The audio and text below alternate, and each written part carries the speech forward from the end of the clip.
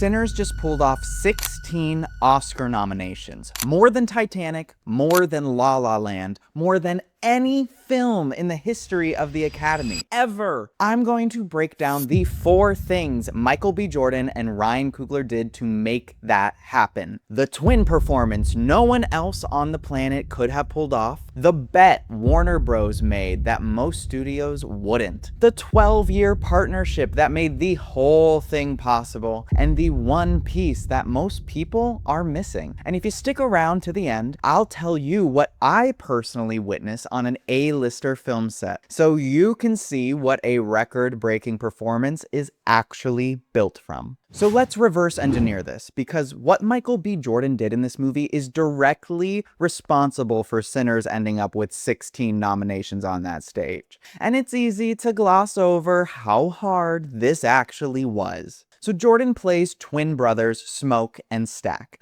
2 men who share a face, a childhood, a bloodline, and almost nothing else. The film is set in the Mississippi Delta in the early 1930s. The brothers come home after years away trying to build something new in their own community. Here's where most people get it wrong when they talk about dual roles. They assume the challenge is differentiation. Make one louder, make one quieter, give one a different walk. Done. That is not what Michael B. Jordan did.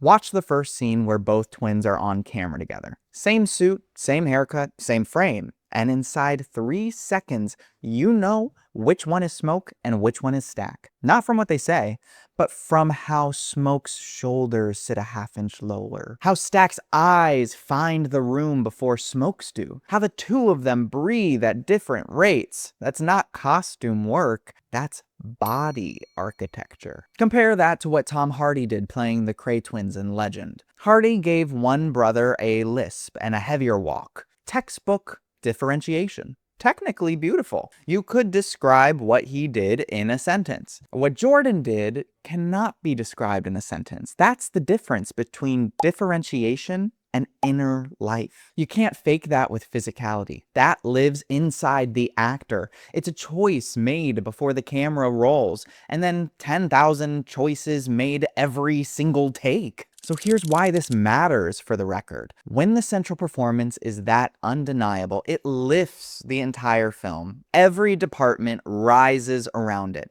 When the Academy is watching a film where the lead performance is this specific, this complete, that's not 16 nominations being given out. That's 16 nominations being earned.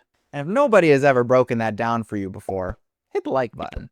So hold on to this idea. The difference between technique and inner life. It's a thread that's going to pull everything together when I take you to the story I promised you at the end of this video. Here's something worth understanding about why Sinners entered the Oscars with a record number of nominations in the first place. Sinners is an original screenplay, not a sequel, not a reboot, not based on a novel, a comic, an existing franchise. Ryan Coogler wrote it from scratch. A supernatural thriller set in the 1930s, Deep South, built around Black music, Black history, and a world that had never existed on screen quite like this. In 2025, that's a bet, a real one. The default move in Hollywood is the franchise, an existing audience, a logo, a guaranteed opening weekend. Think about the last Marvel or DC film that got anywhere near 16 nominations. You can't. Because the math doesn't work that way. Warner Bros. Went the other direction. They backed a filmmaker and a vision, and Coogler, accepting his Oscar for Best Original Screenplay, thanked them directly for betting on the culture and betting on original ideas and original artistry. I want to thank everybody that was involved with this movie, starting with Warner Brothers. Mike and Pam, you're here. David, you're here somewhere. That's not just a gracious speech line. That's the explanation for the record. Because here's what happens when a project is built on genuine specificity. When the creative at the center is making their actual thing, not a version of someone else's thing. It unlocks something in every department. The cinematographer, the composer, the production design. Everyone is working toward a real vision instead of plugging it into an existing template. The result? Sinners. Sinners also won Best Cinematography for Autumn Durald Arkapaw, the first woman and the first woman of color to ever win that category. And the Oscar goes to Sinners. It won Best Original Score for Ludwig Göransson. I know I'm saying that wrong. Who has been Coogler's composer for years. Every collaborator brought the best work to their career. That's not 16 nominations happening to a film. That's 16 nominations being produced systematically by the decision to make something real. And what I'm about to show you next is the foundation everything I just described is built on. Without it, none of this happens. No record, no nominations, no film. All right, this next part is where it gets really good. Ryan Coogler and Michael B. Jordan started working together before either of them had anything to prove. Their first film was Fruitvale Station 2013.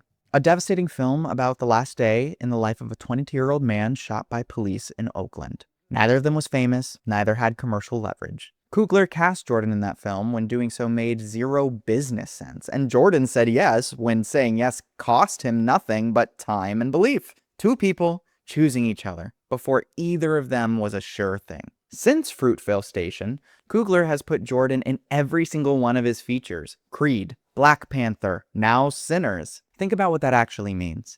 As Coogler's scale went from micro-indie to one of the biggest franchises in cinema history, he kept going back to the same person. Not out of habit, because the relationship was built on something real. And every film they made together, they understood each other more than they did in the previous one. By the time they made Sinners, Coogler knew Jordan well enough to hand him one of the most technically demanding roles in recent memory.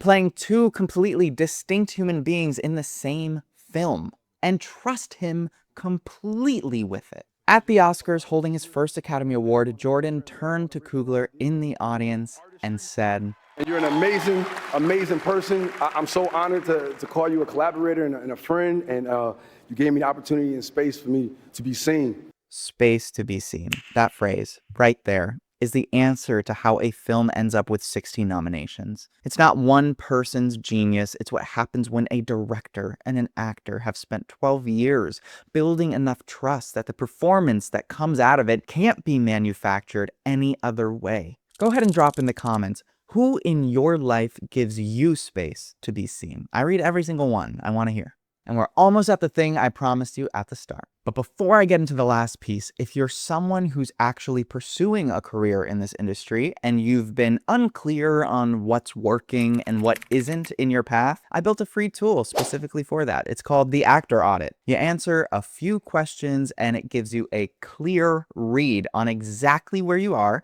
and what your next move should be. 2 minutes, completely free, links in the description. Go ahead and do it after the video. But first, 16 nominations, more than any film ever, and the night itself proved why. And the Oscar goes to Michael B. Jordan.